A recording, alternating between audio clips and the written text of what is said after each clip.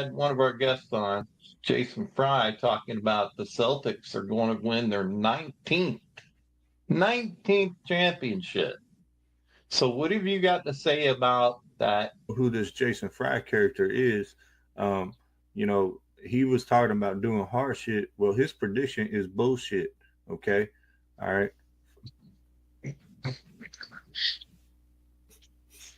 The flu got me last week. Powered through You that. don't look much better. Yeah, well, on my bad days, I look a hell of a lot better than you. Are you ready for the joke? I was about to introduce the joke. You jumped the damn gun again. I'm feeling Caribbean here in this. You're feeling Caribbean. That's the word I just made up. What the Caribbean. I'm feeling Caribbean. Folks, we are the most entertaining thing on the world, in the world right now. I think you're trying to cover your own ass right now and just Best not country of ninth in the country. I think you're just trying to cover your ass right now and don't. You know what? I got a big ass, so that's a lot of take a lot of cover. It take a blanket, damn it. More like a drape. Did you just pull a drape? Is that so I can open it up when I need to go? You know, hey, you're getting too deep into this. Rivalries make sports great, but they got to be on the same level. And I'm sorry, Angel Reese ain't on the level of Caitlin Clark. Like, it's not Magic Bird. If you don't want to commit to it, take your ass and be a PE All-Star. First off, you need to get your facts effing straight. How do you like me now? How do you like me now? What? You're the coach. Shut up, dude. I won 5 Super Bowls, damn it. How dare you call the Cowboys a shit team? Watch the Cowboys. It'll be fun, they said. Bloody fucking hell, it was no fun. It was like riding a train around one of the Kardashians' asses, and you just disappear into this abyss of ass. Somehow he talked about buttholes and made me hungry for a PBJ sandwich. It's 35-7, and it's only 7 because you just scored. Shut up. Are you telling me coaches like Coach Popovich does plays in spaghetti noodles? The thing about Coach Popovich is he actually liked to use popcorn with super glue. Popcorn with super glue? Yeah, he would put super glue little magnets on the bottom, and then he would arrange them on the board, and he would like color them different colors, and that would signify the opponents. And yeah. Are those the players? I don't want to give away any industry secrets on that particular thing, but yeah, I'm just gonna say you gotta. Yeah, I don't really know what I'm saying no more. And they're playing with sticks, and they're playing with a little puck all the time. Expert analysis right there. They play with sticks and pucks. Talking about last names, Stankhoven. He put the stank on them, and that was terrible. I'm sorry. I'm going to look directly into the camera up here, which I hardly ever do. I want to apologize to y'all on behalf of my bloodline right now, because that was awful. Oh, my God. You're getting worse. All right. Trying to grow the game, man. Global game. These people, they don't give a damn. Well, I don't really know, but it drives me nuts. You're almost going to laugh. I can see it. Almost fixing to lose it. It drives me nuts. Oh, man. Oh, you didn't know? Your ass better call somebody.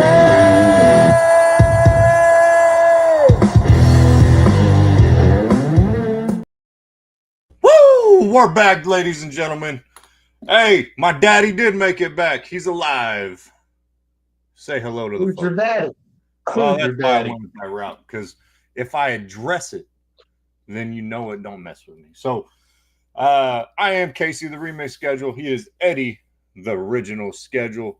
Say hello to our early audience there, old man.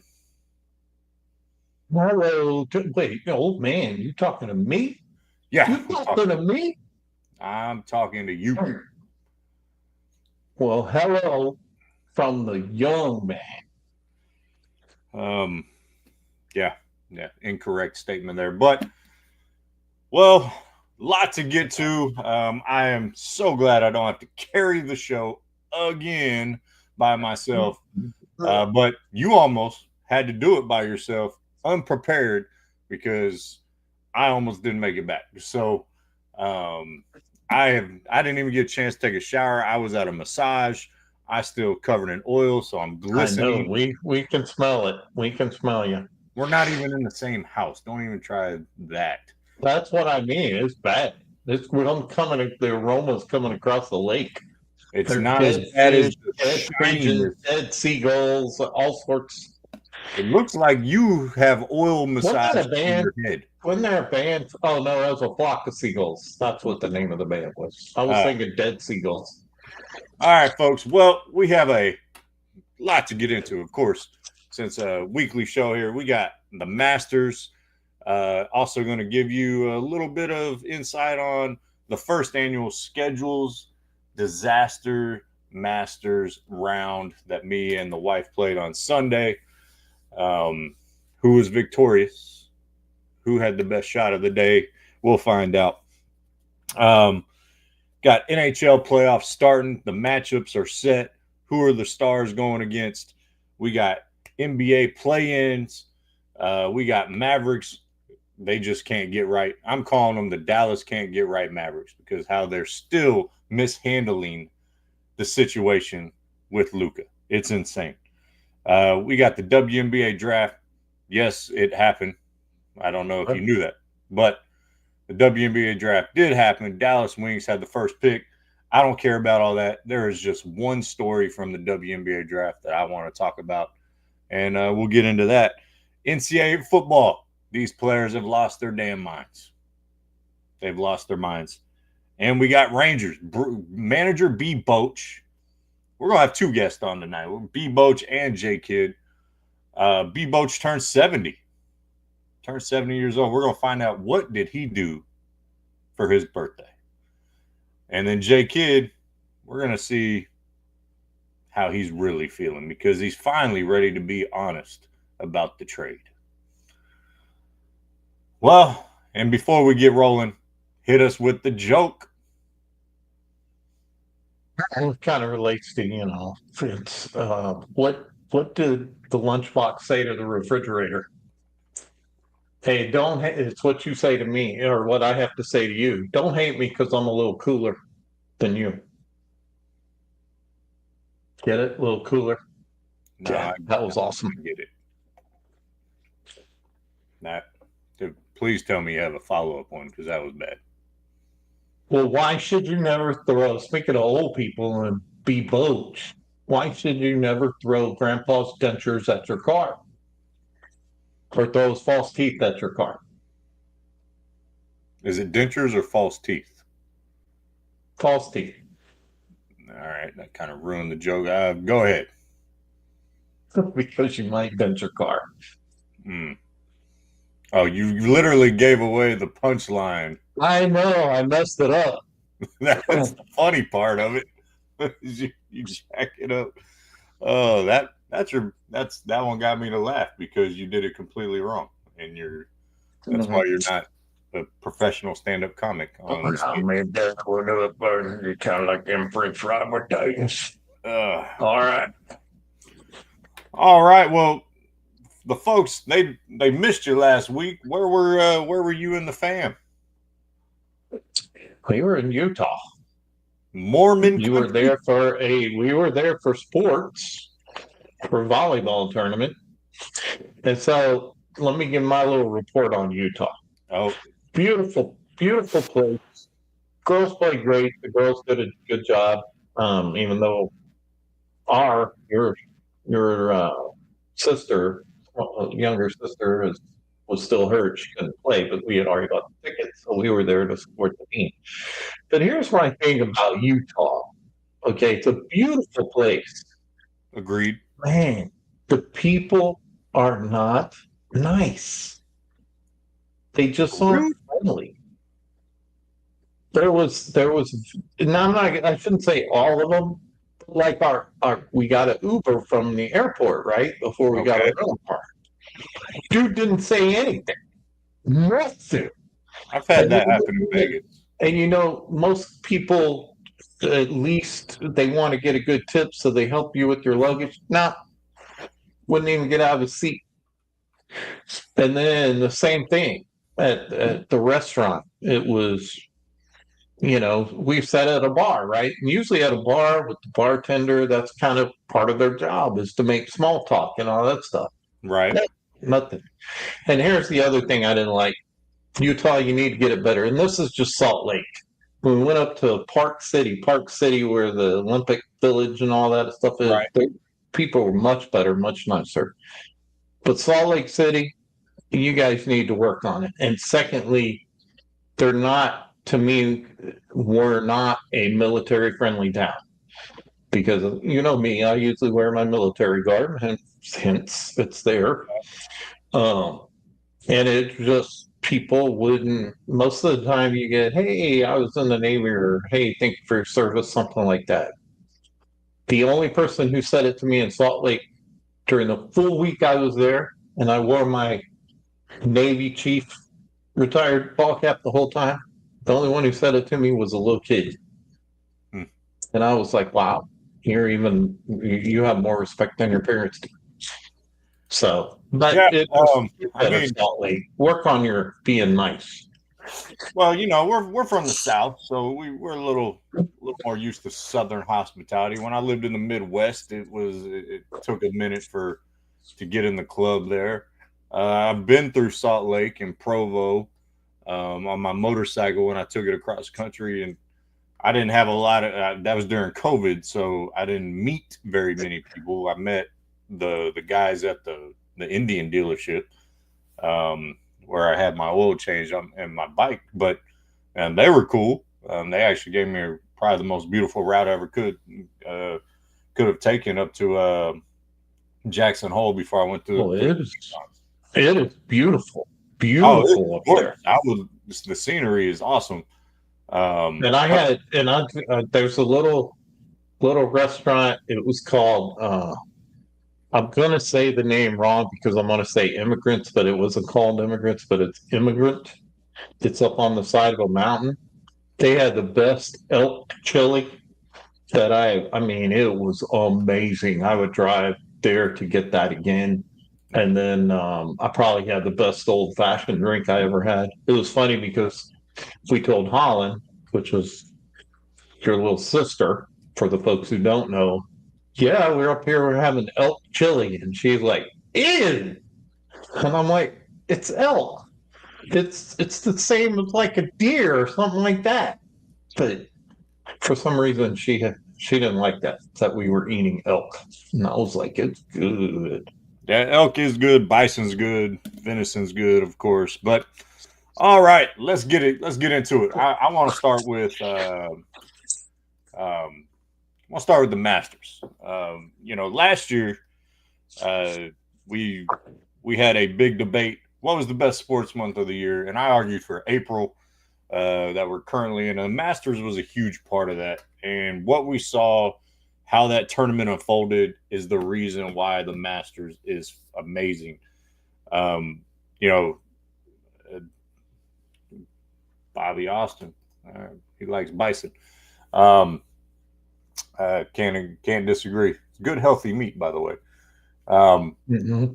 But the Masters, man, it's just different from any other golf tournament. I know the Open has more history, especially when they're playing at St. Andrews, is awesome. But they're in Georgia in Masters tournament. It just has a different aura to it, in my opinion. And to see how that all unfolded. And also the funny part is how many, never mind. I'm not going to dime anyone out, but let's just say I know a lot of folks not being productive in their respective jobs all across this country because they're streaming the Masters, because that's how important it is. Or how much people want to watch it. Did you get to watch that final round? Yeah, I watched more than just the final round, and I really know I haven't been there live. No. So Um, Bobby, if you can get us in, let us know. All right. but my thing is I really thought Rory had screwed up when he missed that last putt before the playoff. I thought, oh my God, he's gonna lose this again. He's Yeah, gonna come so close, yeah. and I'm just Before we get to the last putt, because I think there's a little moment that most people overlook, and it reminded me. I got to be honest. It reminded me of the 2011 Game 2 NBA Finals between the Heat and the Mavs, and I'll connect that dot for you here in a second. I yeah, know I'm you're looking interested to forward. see how you're gonna connect this. Would you just let me work here? Let me cook, as the kids say. Let me cook on this. All right. Listen, I teach teenagers every day. I get these weird sayings, and They say that. They say, "Let me cook." yeah, let me cook. Let me cook, coach. Let me cook. Okay, that's a new one on me. It means it's like when I used to say, hey, let me work. Like, let me work. Get away from me. Let me work. Um, but so the start of that round, I was cheering for DeChambeau. I'm a DeChambeau fan. I'm not necessarily a Live Golf fan, but I am a DeChambeau fan. And those first three holes, 2-shot swings in the first three holes, that was insane. And then you kind of start going through it. Rory kind of separates himself. DeChambeau falls off. At one point, there was a three-way tie atop the leaderboard with Justin Rose, Oberg, and matter of fact, Otberg had a putt to take the lead for 12 under, I think on 15 or 16. And just how the drama of the round played out was you couldn't ask for better on a Sunday. And when Rory hit that 7-iron, 207 yards, bending around a tree, and laid it on there for eagle from about 8 feet, that's an iconic shot. So you see that, man, and then you get to the drama like you're talking about on that putt. So, Justin Rose hits the birdie on his last hole to get to 10 under or 11 under. I forgot which one it was. But he was pumped, and he had the momentum. I think he birdied like 6 or 7 out of his last holes to get there. It was a pretty crazy round. But you're right. When Rory is walking off after missing that putt to win it, my initial thought was like yours. He just blew it again. He can't. There's something about this course that he can't do. There's something different in Rory's as he's walking off. After he kind of grits his teeth, like, he smiled. That's the moment I'm talking about. And it was that smile like, I'm not going to let this effing happen. And he shook it off. He goes and hugs his wife and kisses his daughter, and then they go into the playoff hole. To me, it relates to 2011 when Dwayne Wade hits the three in the corner and starts like looking at the bench. And as the Mavericks say, they basically made like a rap video in front of their bench, like LeBron's hitting them in the chest. I know it's a team sport versus individual sport, but most people overlook that moment in the finals. I think a lot of people overlooked how he completely reacted after he's walking off the green because they didn't show it very much.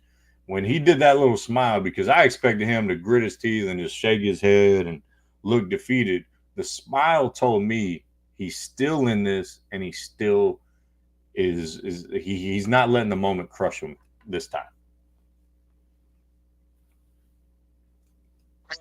I mean, I don't know if I noticed the smile or whatever, but the bottom line is I really thought, man, because there's just some guys who get so close and they never are able to make it or finish the job, I should say.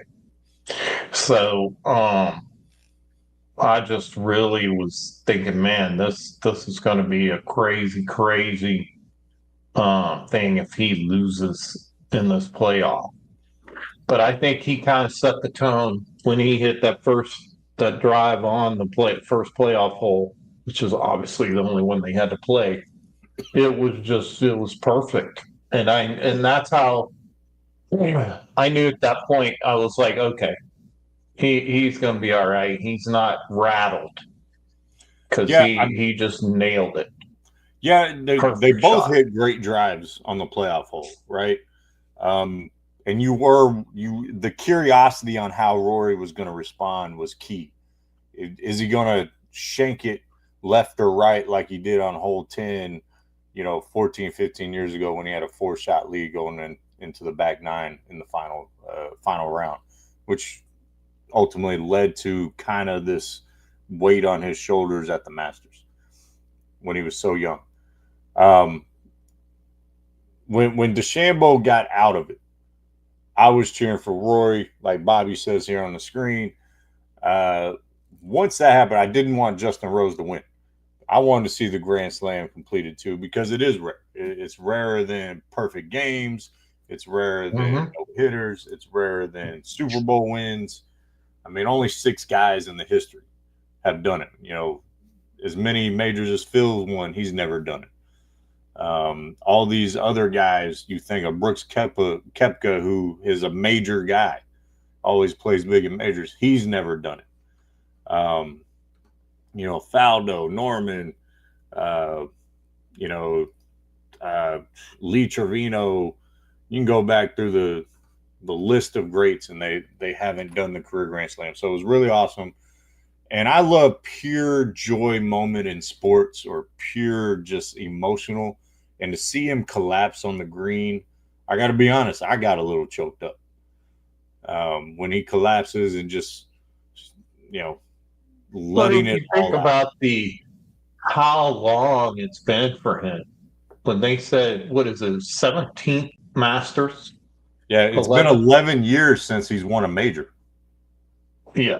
So it was, if you think about, and you look at his story too. I mean, there's, I haven't read it, but his story was his dad would work at the golf course after his regular job to try and just so he could get him on the course to play. And I saw a clip of him, Rory, when he was 9 years old on some British show or Europe show where he was a kid chipping in golf balls into a washer or whatever as a contest or something, and he just nailing it. So it was the culmination of years. And so, I mean, I can't imagine what that feels like when you finally hit something and finally accomplish something that you've been trying and trying and trying. And only a select few ever hit that mark. Yeah.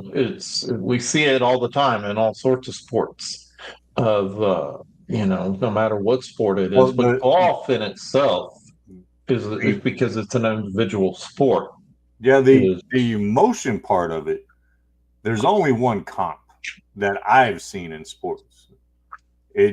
When you've tried and tried, you've been at the precipice, it didn't happen, and it was Dirk Nowitzki in 2011 when they won it, when he had to go off the court because he was so emotional. He didn't want people to see him like that. That is the only comp that I can think of in sports, because he had been to the finals. They met in 2006, and then year after year in the playoffs, it didn't happen. That year he won the MVP, they got bounced in the first round.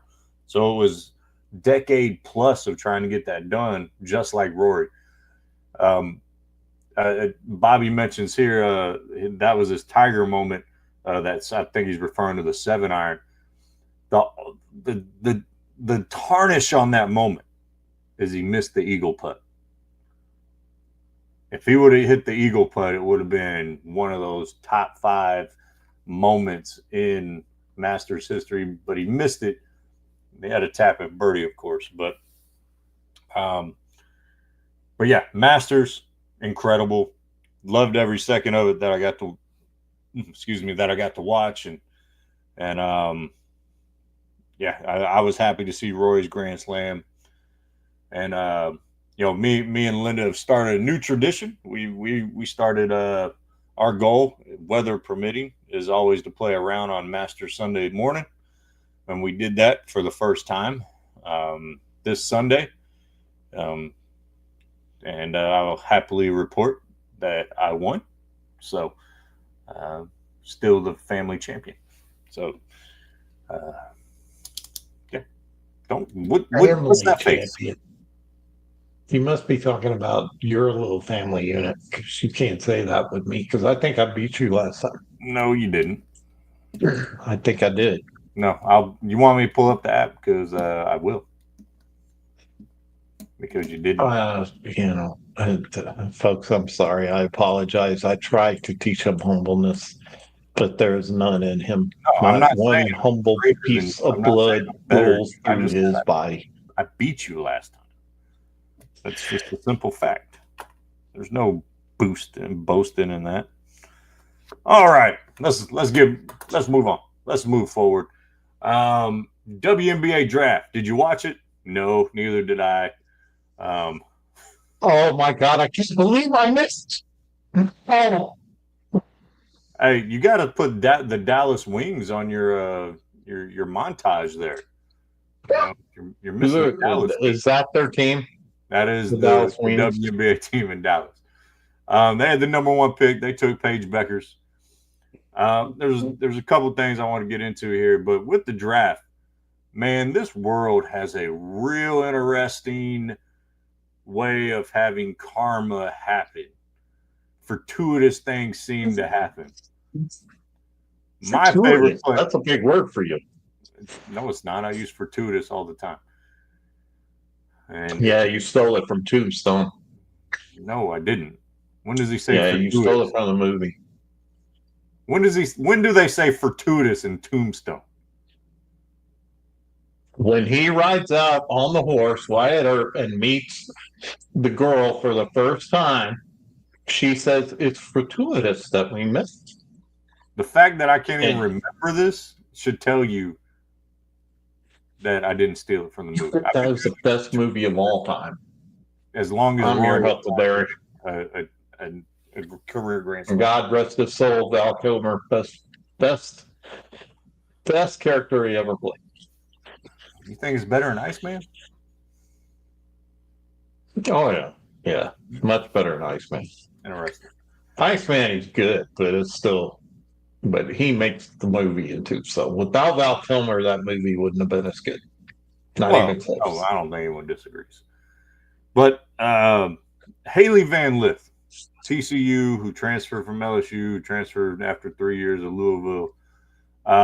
She leaves LSU, right? It wasn't a great situation, toxic for mental health. She's talked about that a lot. Yes. Van Lith going to Chicago with Angel Reese.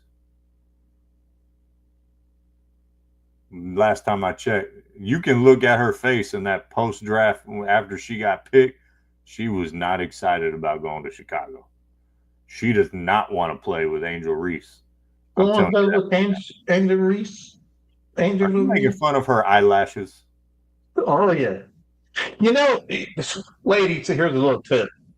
No man has ever said, man, she's so pretty, but I can't go out with her again because her eyelashes are too small. No man has ever said that crap.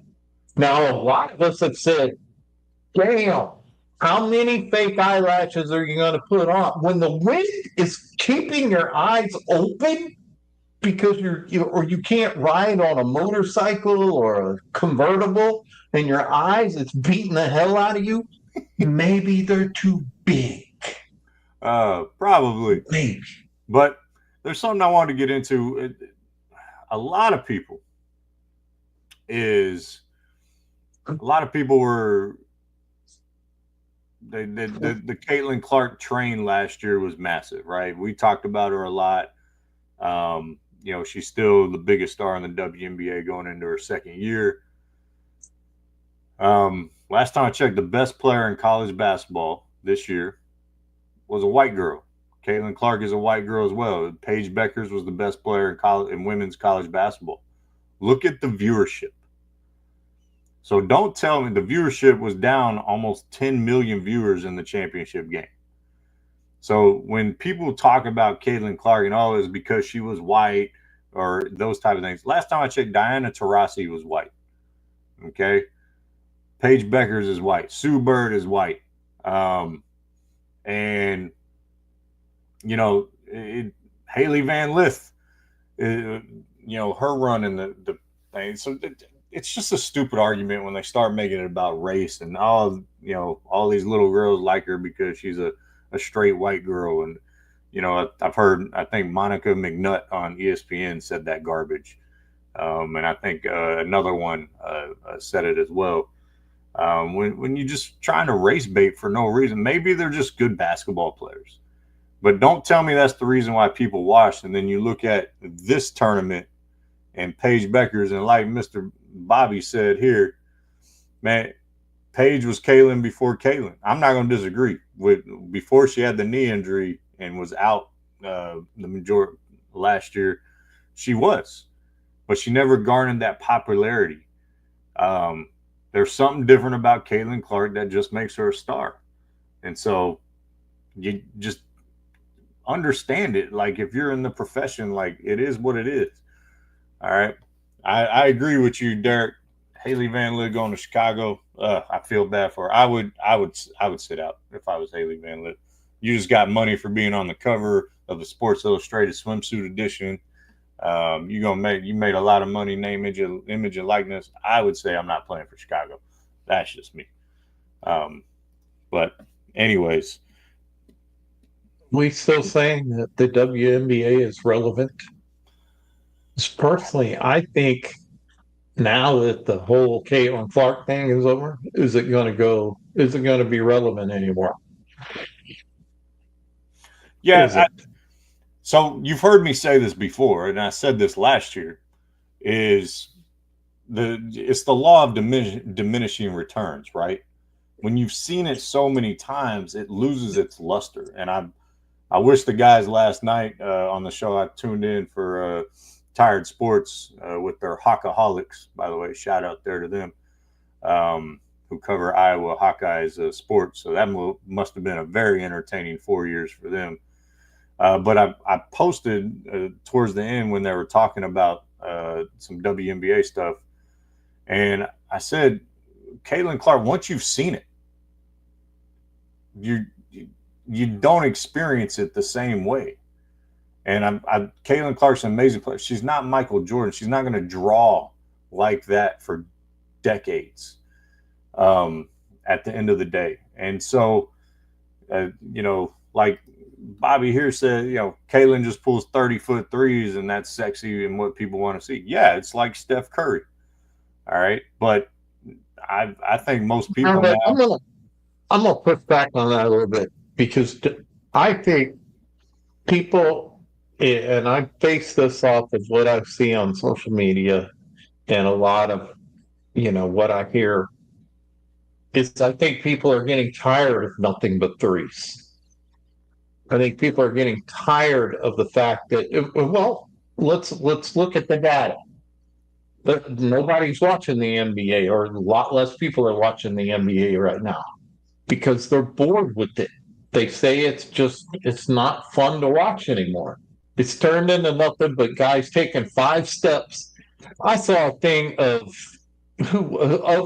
Curry himself, who traveled, obvious travel, and he still takes his 3. He still gets it. So I think people it goes to your point that I will give you credit for, is that people get tired of the same old shit. Yeah. And that is exactly what's going on in the NBA. It's the same old crap of shooting threes all the damn time, people not playing fundamental basketball. And that was one of the things I said that was good about the WNBA, is you see more fundamental basketball. But now, who's your big star coming in that your guys are talking about? It's because, well, no, of Caitlin and these, they can shoot the three. But after a while, that just gets old. Well, I I'd will rather say, see somebody go in, fight their way to the basket, go up, dunk it, do something, go to the inside. well, you're It requires more skill. not going to see the women's game just people rising up and dunking it. I will say, like Paige Beckers, Caitlin Clark, I'm going to throw Haley Van Lith because she was my favorite player in the tournament. She plays her ass off, like insane. Like her effort on offensive defense is extremely impressive. They're more than just jump shooters. Like Caitlin, she shoots 30-footers, yes, but she can pass the ball. To me, she's a combo point guard, shooting guard. At 6 foot tall, obviously 6 foot tall for female is pretty tall, but it's not overly tall in the league. But I do think there is more sustainable interest in the WNBA, but it's not going to be this mass wave of popularity. Like I'll give you an example. This had a longer sustained run of popularity, but it fell off. NASCAR in the mid to late 90s and early 2000s had this huge wave of popularity, right? I love NASCAR. I used to watch it every weekend. I was a Jeff Gordon fan. We talked about this before. His rivalry with Earnhardt and then Earnhardt Jr. And, I knew all the names in the cars. And, once, obviously Earnhardt tragically passed away at Daytona. Gordon retired. Jimmy Johnson retired. The sport is still popular, but it's not at the level that it used to be. So I think the WNBA is going to be that. It goes back to what we've talked about before, is there's no rivalries that just stand out to you. So, Linda, who is Dale Earnhardt? Earnhardt. Who is Earnhardt? I know Earnhardt. I know Earnhardt. I don't know Earnhardt. Yeah. Try again, Linda McGinn. See what I did there? Typo, bro.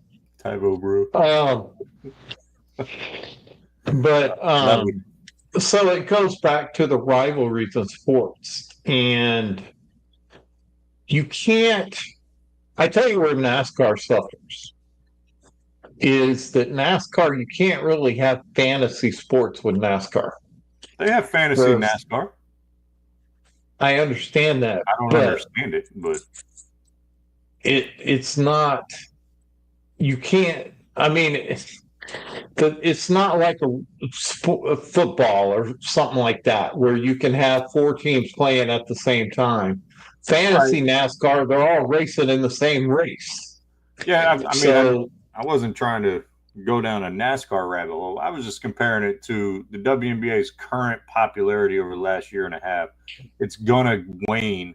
Think about the NHL in the 2000s. Up until the lockout was wildly popular, and then the lockout happened and it fell off, and now it's starting to garner a little bit more interest. It's taken over a decade to get that back. So I think the WNBA is going to fall back into somewhat obscurity eventually. That's just the point I'm trying to make. I think it's already fallen back, and I think it will already this year. I don't think it's going to be near what it was last year. I mean, I cared more about it last year before it started because of Caitlin Clark. This year, I'm like, there was a draft. Okay. But that's kind of like the NBA draft. The NBA draft, it's like, didn't the season just end yesterday or something?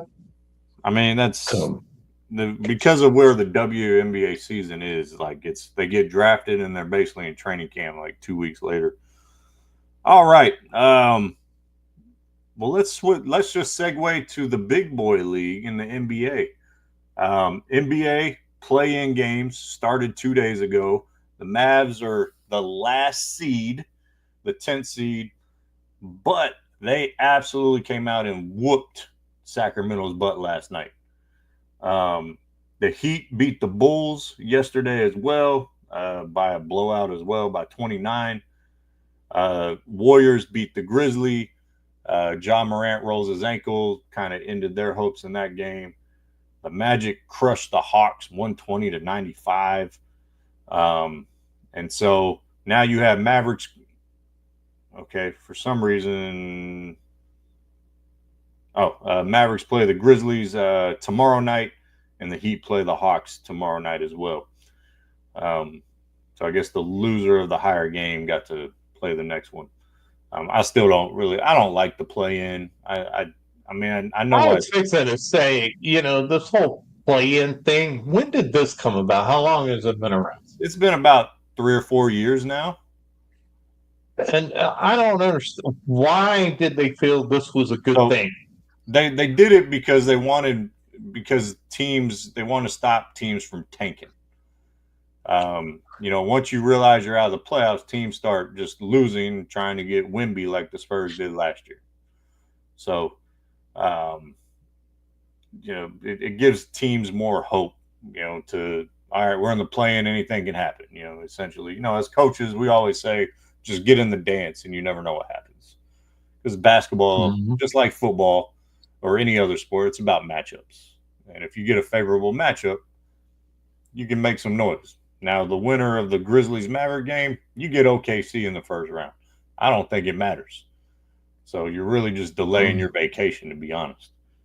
But let's stick with the Mavs here. Did you hear about the Nico press conference? Not.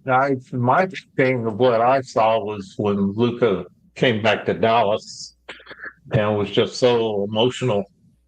And so, I mean, I did talk about that last week because that happened the day before the show. I was excited I'm not excited, but I told you at the beginning of this when we talked about Rory, I like seeing emotion and real emotion. I thought Luka had real emotion in that moment. And then he goes on to destroy the Mavericks in that game.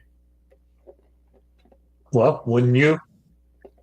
If you had that ability? Yes, I would, to be honest. So let me fill you in what happened. Nico hasn't talked in 2 months since the trade, other than that 3-minute clip with Jason Kidd in Minnesota.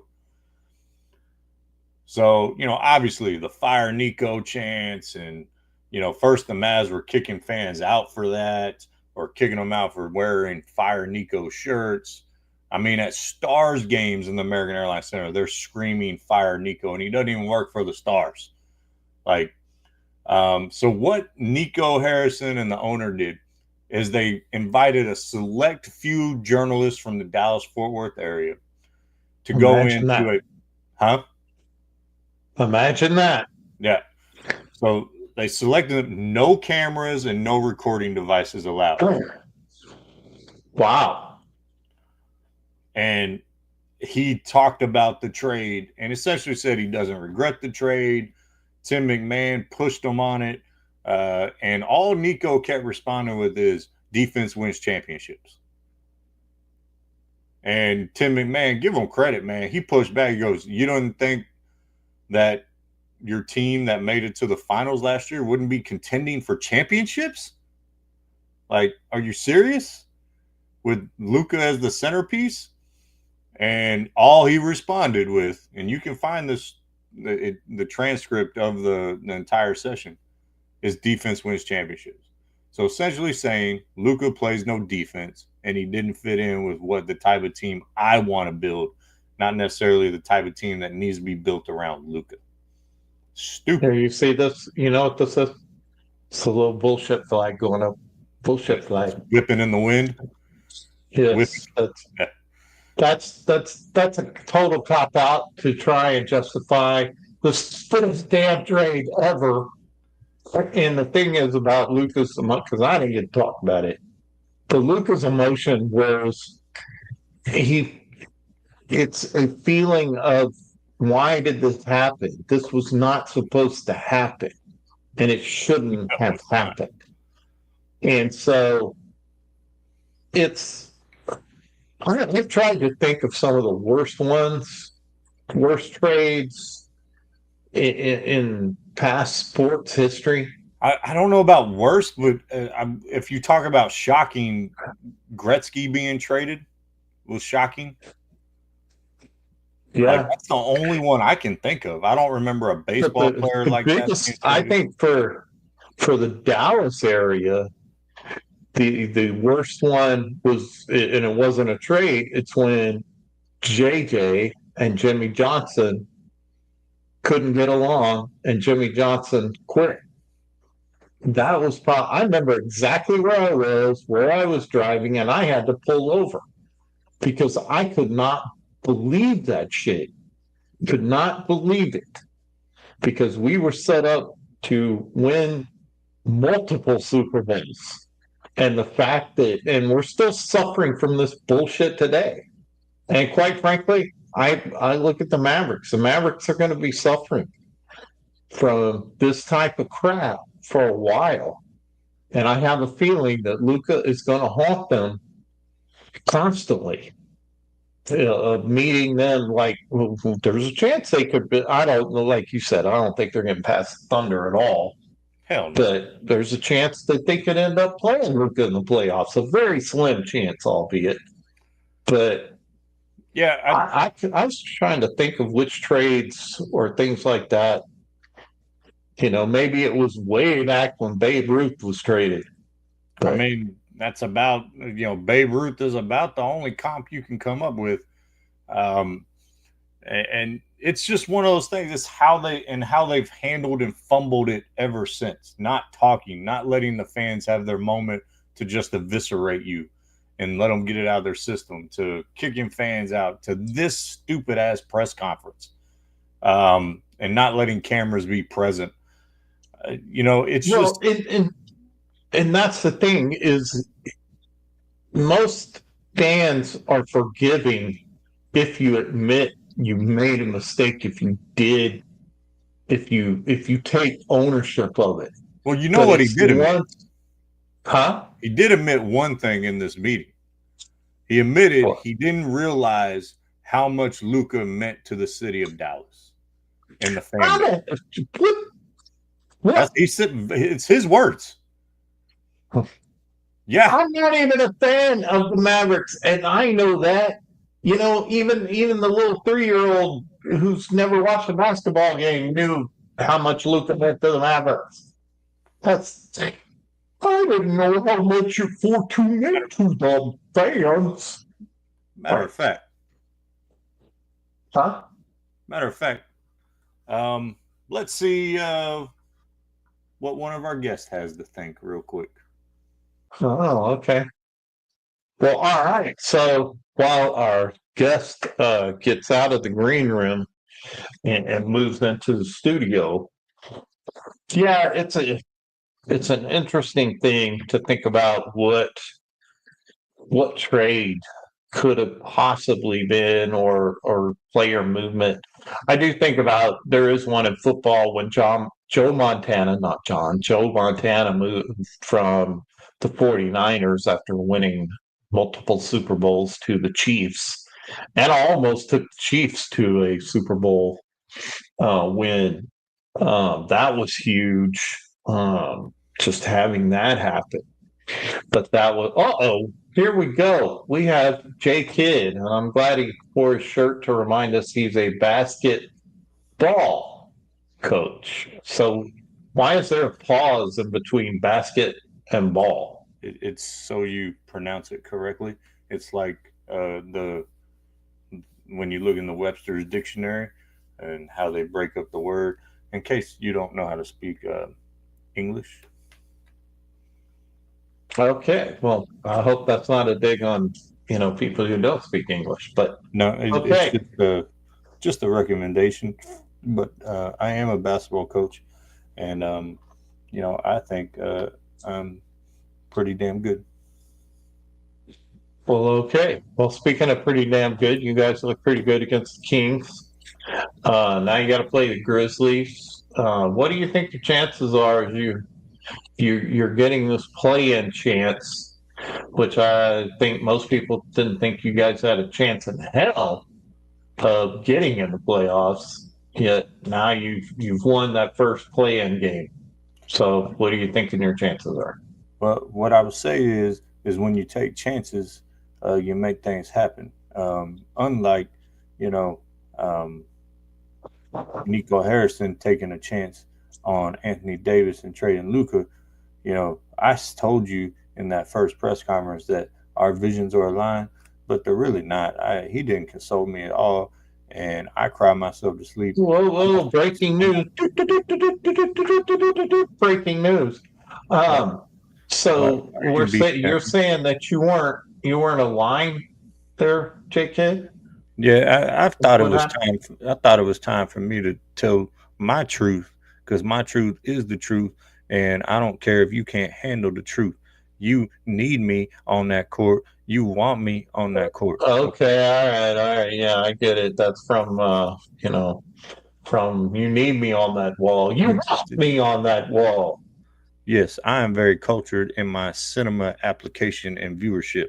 So, anyways, um, yeah, I w- I had to say the right things, but I think secretly Nico's probably going to get fired after the season. But now that's why I think I can be honest. For him to say he did not know about Luca's value to the Dallas Mavericks fan base, um, hello, you had Dirk Nowitzki. Look at what he was. Luca was the new Dirk, and I told him because I love Dirk and I love Luca. I tried to adopt Luca, but his dad wouldn't let me. Didn't want to do the paperwork, I guess, or get the residual check that he gets secretly under the Or he table. just didn't want you as his father, maybe. No, no. He was going to call me Faja. Faja. Faja. Isn't that something from Jumanji? No, Faja. it's a reference from one of the greatest comedies ever, uh, Austin Powers Goldmember. Oh, that one. I'm sorry, I didn't know that I made you. I'm not going to say it. No, you do not make me randy or horny. And that's completely irrelevant to the subject at hand. But Nico Harrison, um, he likes his Nike guys, and I mean, you talked about last night's game. Uh, his vision for a team, Gafford, Lively, and Davis, it was very formidable last night. But the fortuitous thing that happened is we won. Yes, and it's fortuitous. How do you define fortuitous there, JK? It's kind of like ironic or funny, um, you know, and the what really gives me a definition is like, isn't it ironic? Don't you think? That's kind of my definition from Alanis Morissette. Did you just Alanis Morissette us? Yes, it's like rain on your wedding day. Yeah, Okay, that's okay, stop, please. I wear these things, and you just made them like almost bust. So, um, but um, John Morant's not going to be playing for the Grizzlies, so I like our chances. And if you look at OKC, ultimately we've beat them every time this year. So maybe we can make some noise because I think if we met the Lakers in the playoffs, we would win because AD is healthy. And could you imagine if we had Kyrie? That would be so stupendous. I don't want to make you cry again. But didn't you beat Oklahoma mainly when you had Luka? No, we beat them after we had Luca traded. And when I say we had Luca traded, that is Nico Harrison traded him, not me. Okay. But yeah, I don't understand it. I'm like I mentioned, I literally cry myself to sleep um, almost every night because we went from being in the finals last year and having a really good balanced team. We just fought a lot of injuries this year. I mean, Well, Lively was hurt, I think Gafford it was goes hurt, back. Kyrie got hurt, PJ Washington was hurt, Dante Exum was hurt, Quentin Grimes was hurt, Caleb Martin got hurt.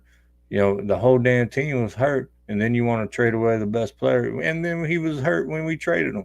So Nico never gave this group a real chance to be successful. I applaud AD though. He does a great job and really embracing and trying to take it on. For that 2.5 quarters, that first game, he was like, I'm here.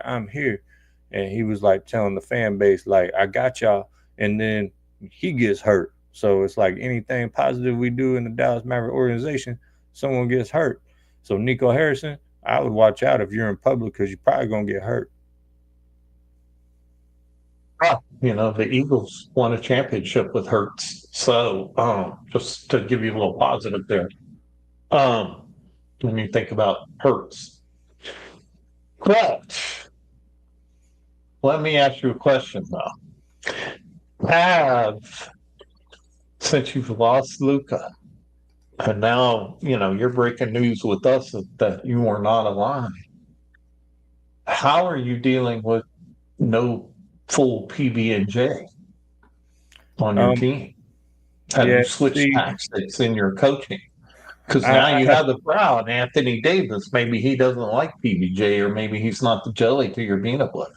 Well, yeah, since the Luga trade, I have removed all peanut butter and jelly from my household, and now I like making delicious, crispy grilled cheeses.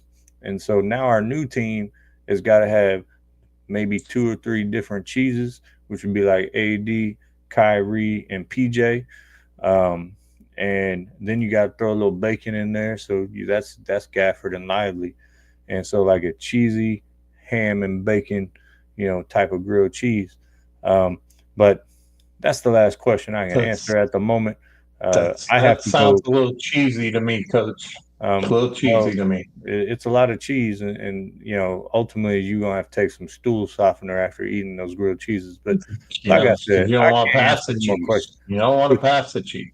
I'm sorry, sir. I have to go game plan with my spaghetti noodles before our game against Memphis tomorrow night. So I appreciate your time. Well, you just created a controversy. No grilled cheese or spaghetti noodles. Is it grilled cheese or is it spaghetti noodles, or is it the stuff they serve in St. Louis with Skyline chili and spaghetti and cheese, which is a totally different dish as we talk about that. So, but I think it's breaking news here, which we like to do, is the J Kid does not agree with the ownership of the Mavericks, and that has come to light.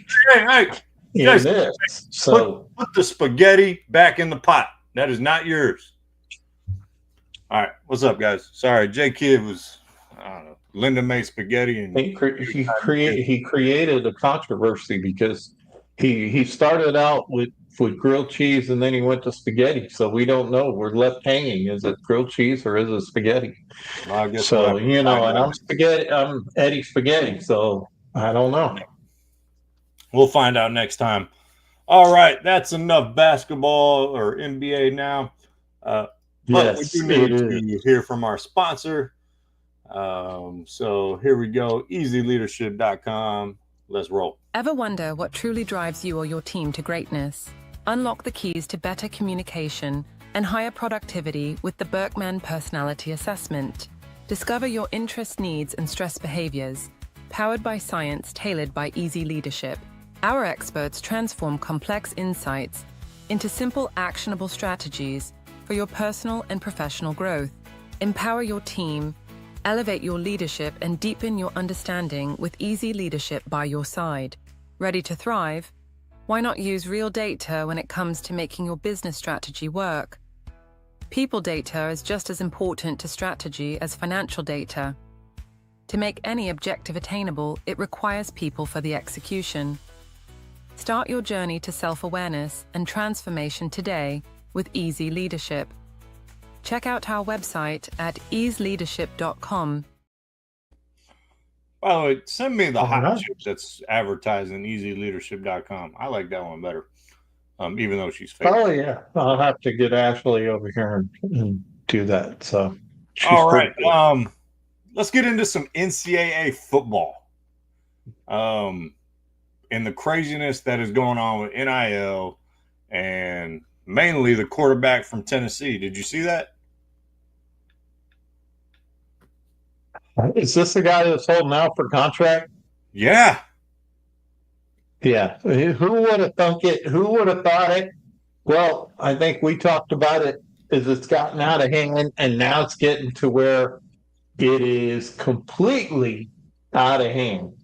Yeah. And now we have college players holding out for money in college. So the line gets ever more blurry. And so it's just, we knew this was coming.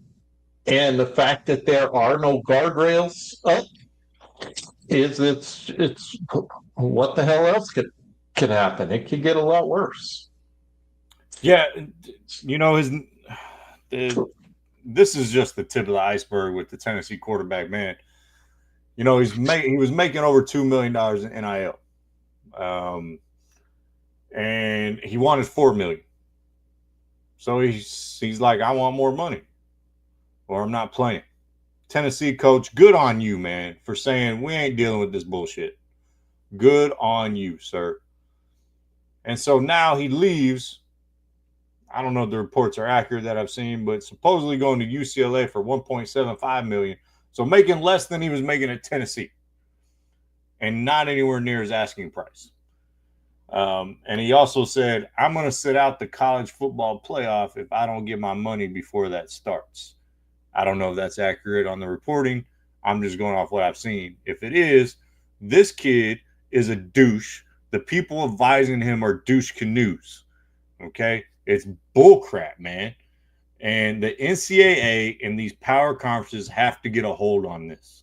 And it needs to happen sooner than later. Well, and you guys, I'll be promoting my new book before here soon, but it's called America the Superficial. And this points to this. And I saw an old interview by Michael Jordan when he was asked about this, and this was a few years ago. Oh, I know where you're going. And he was saying that now these kids, and they are kids, obviously, are getting paid based on potential, not based on what they've accomplished, not based on the work that they put in. It is based off of potential. It's their star potential. Yeah. And they are getting paid before. And what it's created is once you've got your money, you don't have to work this hard. And that's basically what Michael Jordan said. He says, why are these sports and these things becoming so soft? Because they don't have to work at it anymore. Yeah, they've already been paid 30, 40 freaking $1 million. Yeah, I saw another interview. I don't know, it may have been Gary Payton, someone like that, but they said the problem with today's, I'm just going to use NBA as an example since you're using MJ as an example. But he said the problem is they're getting paid too much. Like when your comfortability is the enemy of progression. Like as soon as you're comfortable, you ain't hungry no more. And so, you know, we're getting to a point where, you know, within 5 years, we're going to have someone in the NFL making $100 million a year. You know, and the thing about it is, if you look at the big stars who've been paid, only a couple of them have actually achieved anything. And I agree with the hunger goes away. As much as they don't, there's very few players who can get the kind that big driven paycheck and keep the same fire in their belly for it. 100%. And you know, I mean, the first one that comes to my mind is like Kobe Bryant. Kobe Bryant had a mindset he wanted to be the greatest basketball player of all time. He wasn't concerned about his money. He just wanted to win. He knew he was going to get paid. He knew he was going to get endorsements. You know, but I don't want to say don't make your money. I mean, earn what the market, you know, determines your worth. You know, right now, the podcast market determined we're worth shit.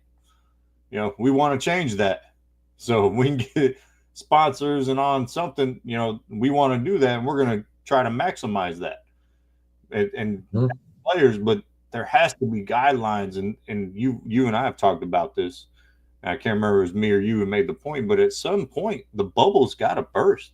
The money revenue, the lines of revenue run out, and in college football, especially this kid holding out, eventually you're going to not be able to raise the amount of money it takes. You $4 million for a quarterback in college, and you have 100+ kids on that team, and you're paying $100 million a year just to field a team at the top level. Well, see, it's to me, I liken it to when a child gets exposed to something that is above their age group that they shouldn't be exposed to, and it's they lose their innocence, so to speak. And that's so with sports, we don't have that pureness of desire in very few sports and in very few players, that desire to, I'm going to be the best at what I do. I go back to, obviously being a Cowboy fan, I go back to Emmitt Smith always wanted to be the best running back ever. That was never a question in his mind. So, yeah, he held out a year. I think he held out a couple times, but it was after he had already accomplished something.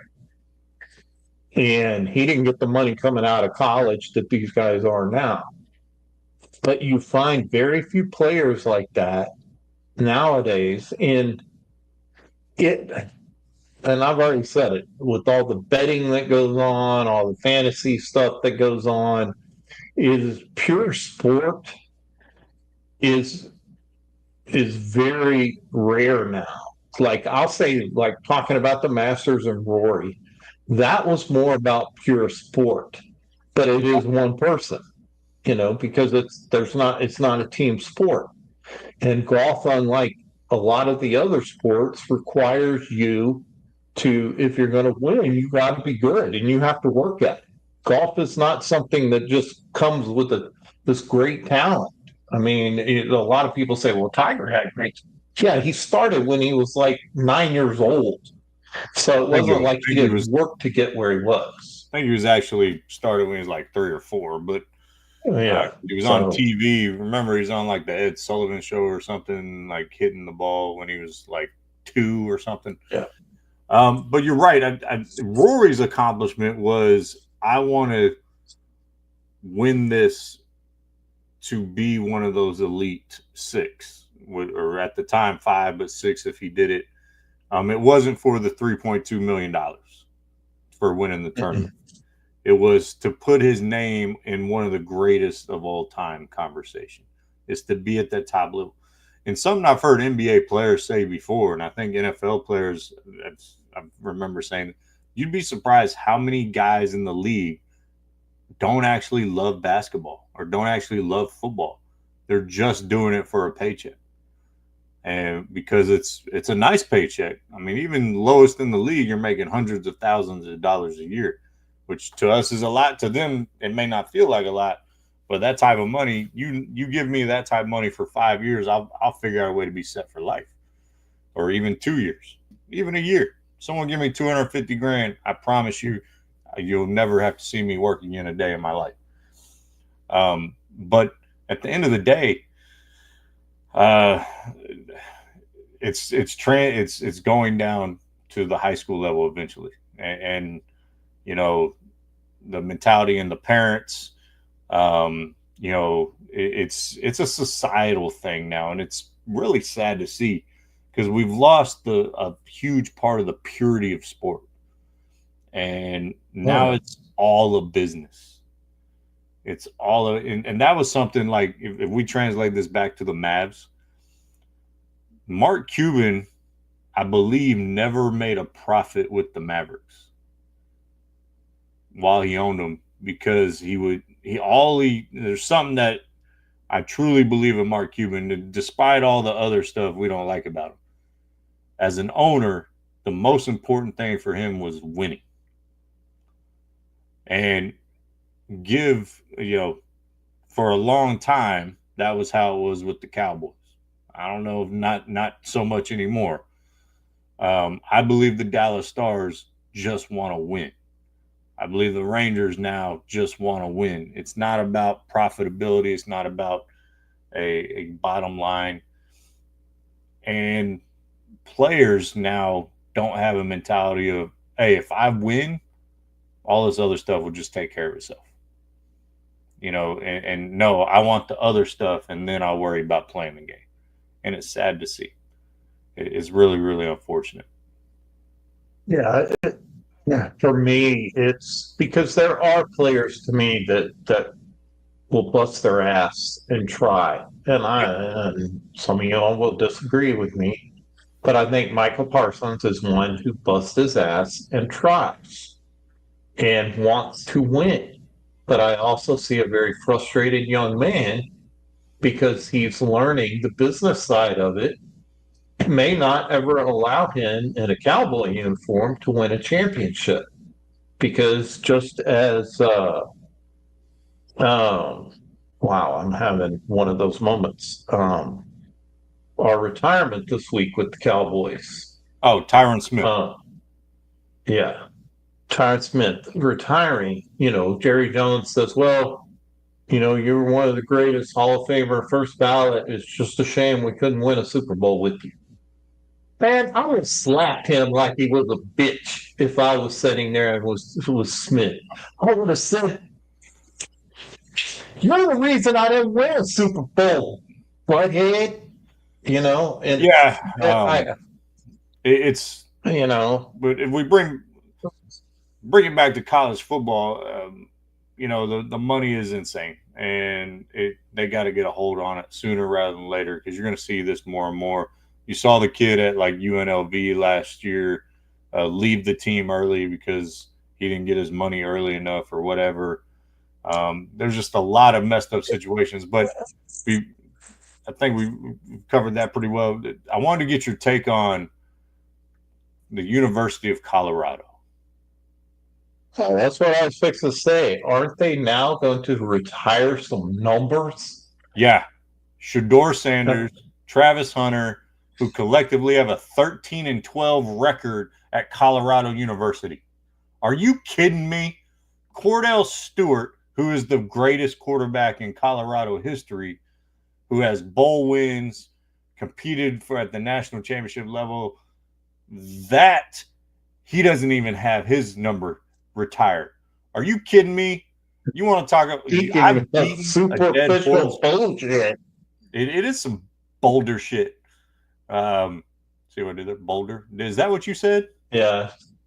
Huh? Did you say Boulder shit? No, I said superficial bullshit. Oh, well, I feel like mine was a little more witty and Boulder shit. Because Boulder, Colorado. Get it? Anyways, Cordell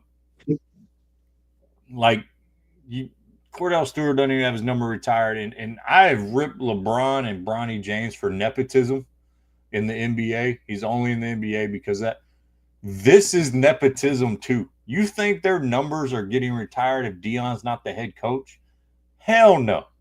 They didn't really accomplish it. They made Colorado relevant. They didn't do anything. No. And they didn't make it relevant. Deion Sanders made it relevant. If Deion Sanders wasn't the coach, nobody would have known them at all.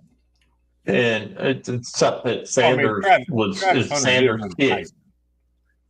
Huh? Travis Hunter did win the Heisman. I mean, it's pretty relevant. But other than accomplishments on the field, as far as wins. But he would have been another one that would have been like, he's from what school? Right. Yeah. But man, yeah, it's just more superficial. And I'm going to give you an example. And give your example. It's like the women who just went to space for 11 minutes. 11 minutes. And now they think they changed the world. One of them is comparing themselves to Alan Shepard as an astronaut. Please, God, shut the hell up. You're not Alan Shepard. You barely went into space. And for 11 minutes. My goodness. Has nothing to do with sports, but it has everything to do with superficial society and people thinking they are more than they are.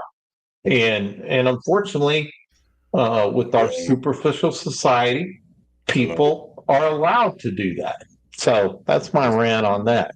And I think we have the birthday boy joining us. I barely see his eyes most of the time, but B. Boach, Yeah. how are you? This is B Boach.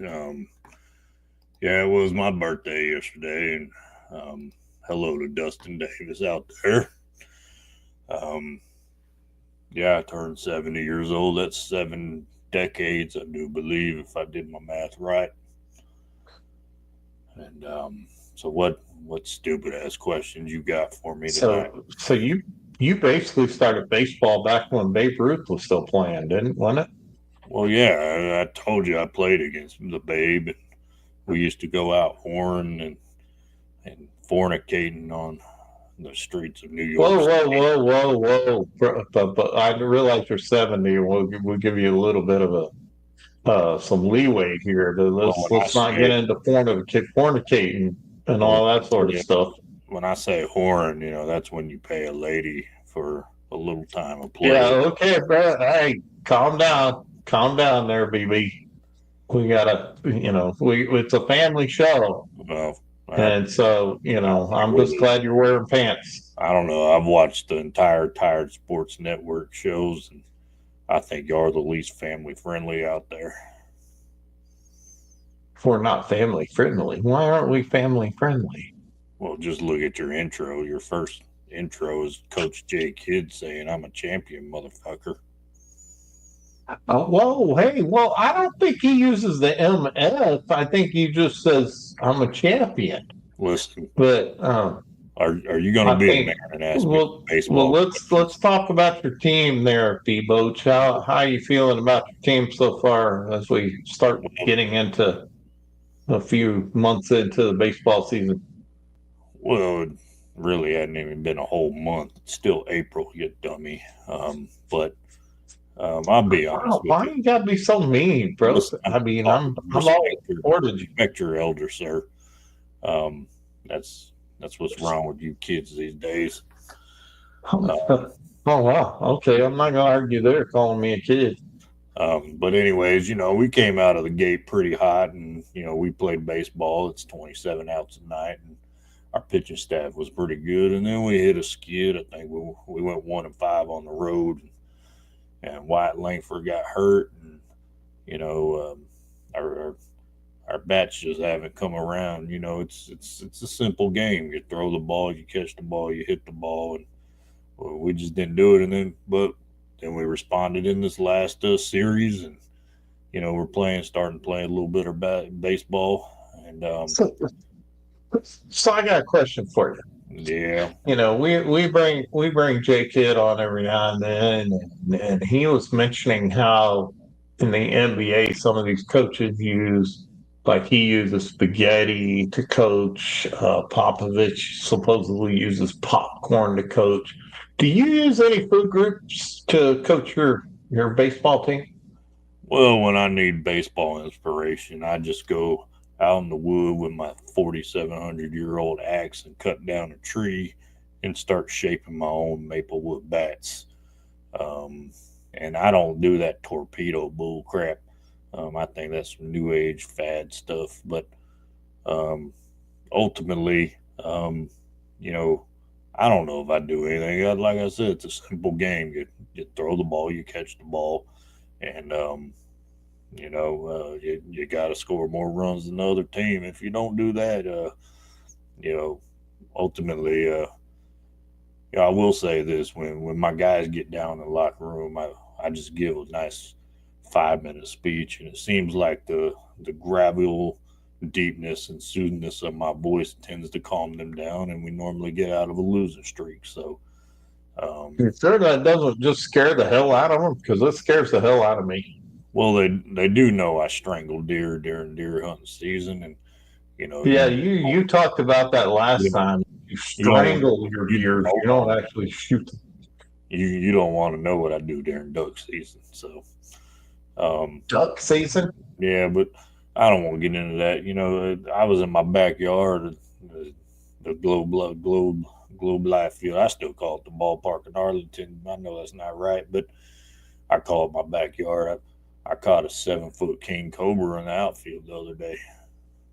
A king cobra.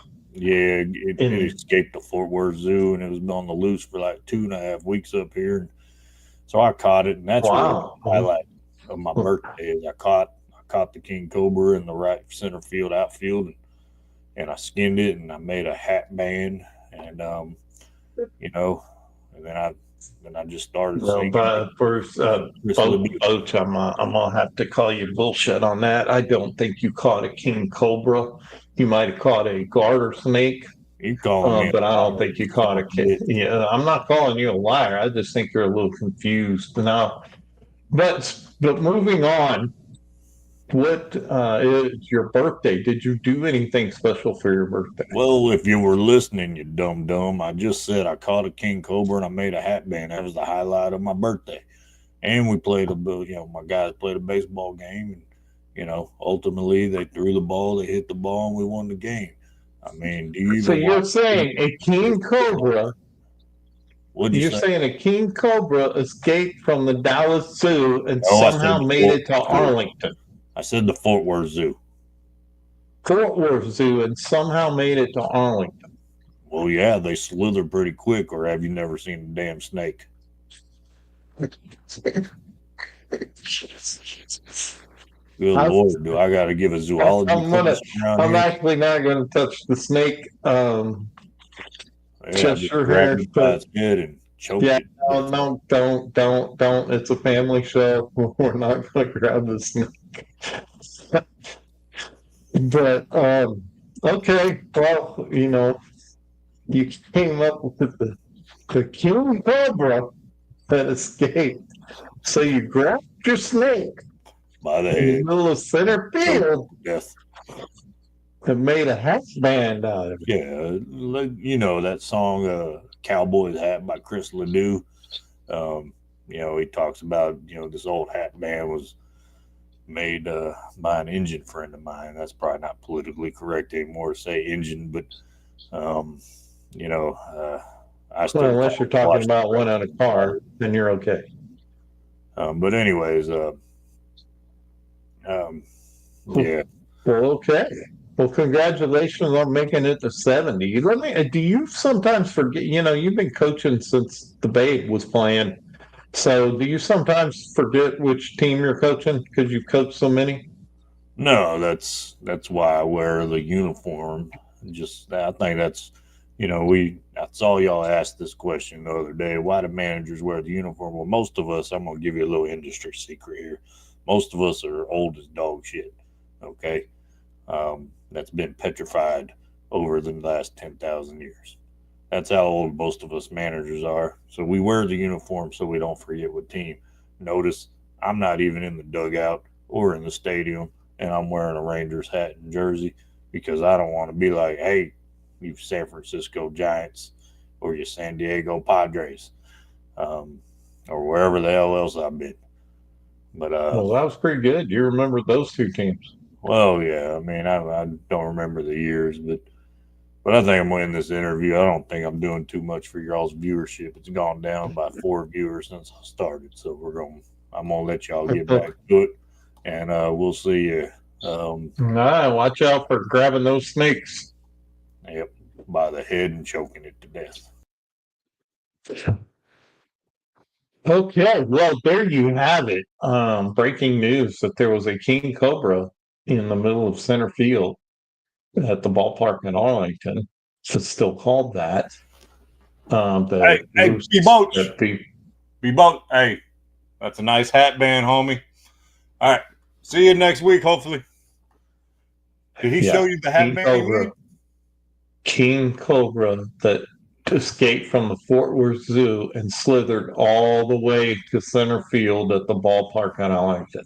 I just think that was almost as much bullshit as that actually being B. Boach. So Are you questioning our guest on the show? I have to question him. I'm a journalist. That's my job. I don't. The word journalist is very loosely used right there. All right, let's not get over. Let's not give ourselves too much credit here. Let's see if you can work in fortuitous one more time. Oh man, well, my man Jason tuned in. It was a first get. We need to get Jason on again, by the way. But I know he's going to say the Celtics are going to the finals. Nope. It's going to be a team called the Cleveland Cavaliers. That'd be interesting. That would be interesting. But yeah, interesting. Manager B. Boach always got some funny things. He's a little odd character. Yeah, he is an Oz character. He could have been in the Wizard of Oz, like one of those I didn't mean say little. Oz. I said odd. Yeah, well, I think he was in the Oz. I think he should have been one of those little mean munchkins. Oh man! All right. Anyways, let's get to the last segment of the day so we can wrap it up. We're getting it up against it here. The first annual Schedules Master Disaster. Hopefully next year the old man and Angie can join us and have a real competition and on the golf course. But me and Linda, we decided every Sundays of the Masters we're going to play a round of golf, and I think there's some video and pictures somewhere of us. We even went live on TikTok for a whole hole, and that's weird. A hole. Yeah, you can't say it like that. You can't. Hole. It's like a hole. We went TikTok live for a whole hole, an entire hole, I do believe. So that was kind of interesting. But I'm going to say Linda actually had the shot of the day, and she played one of the most difficult holes on the course. It was a par 5. She played it beautifully. She actually parred the hole. She beat me on that hole. And she played the whole hole. We did. This was about 3 holes before she decided to try to quit. She was getting tired. But I was like, nah, we got 4 holes. Tired of you. No, she loves me too much. She doesn't ever get tired of me. I can't say the same for Andy and you. But at the end of the day, I love being able to play golf with her, and it was a lot of fun. It was our first round of the year, and yeah, hopefully maybe be able to find something this weekend to play somewhere. But well, before we wrap it up, really quickly, NHL playoffs starting. So yeah, I totally skipped over NHL, didn't I? Yeah, so you got the Stars up against the Avalanche here in the first round. I think that's going to be a really good. I'm feeling worried about the Stars, man. They're on a 7-game losing streak. Well, I think this takes me back, and I'm hoping this when the Stars, back when they had Madonna and Hull and all of them, but the Avalanche always seemed to be our one of those ones we were facing constantly in the playoffs. So that takes me back a little bit. I do think the Stars have the advantage in the goalie in this round. But I think ultimately, based on who is playing in the Western conference in the round 1, I think it's going to end up being my pick, and maybe we'll do this next time. I'll just pick all the way up to the Western Conference Final. It's going to be the Stars. And guess who? The Golden Knights of Vegas. That's who I think is going to come out of the West. And then in the Eastern Conference Final, I think you're probably looking at Florida again, and quite frankly, Washington is kind of on a roll. So I'm going to say probably Florida and the Capitals in that Not bad picks. Eastern Conference final. I didn't know we were going to do that, so I'll say mine. I am worried about Dallas right now. They haven't won a game in 2 weeks. They haven't come together and haven't gelled after the trade for Rettinen. And I'm just worried how it's going to look in the playoffs. You know, you normally want to be playing well going to the playoffs, and you know, I like what you know, I think it was Wyatt Johnston said. You know, regular season, we're resetting. He's saying all the right things, but it's got to be on the ice where you show it. I know Dallas is the 2 seed. You know, they're obviously a great team. You know, before midway through the season, they were my pick to win the cup, but. I just 7-game losing streak on the playoffs has me worried. It really does. On the Western side, I actually like the Tampa Bay, or Eastern side. I like the Tampa Bay Lightning. On that side of the bracket, I don't know where they are in the bracket, but something I don't know if I mentioned this last week or I did, but you did see Ovechkin did pass Gretzky. Yes. So, you know, he is, you know, probably a top 5 player of all time. He's not the greatest. He's not better than Gretzky. You know, Gretzky, much better passer, and no one will ever catch Gretzky in points. But amazing accomplishment for Ovechkin. And he did it in the same number of games. That's what I liked about it. It didn't take him. This isn't LeBron James playing more years and just stacking up stats than everybody. He played the exact amount of games as Gretzky and broke his record. To me, that is the legit of the legit scoring record in goals. Yep, I agree, most definitely. So, all righty. Well, folks, hopefully we brought you some entertainment. Going into Easter weekend. Respect your Jesus this weekend. And congratulations to Mr. Smith for retiring from the Cowboys. Once again, too bad that he did not win a Super Bowl. Yep. You can say the same thing about Zach Martin retiring this year. So 2 Hall of Fame linemen from the Cowboys retiring this year that didn't win a Super Bowl. Thanks, Jerry.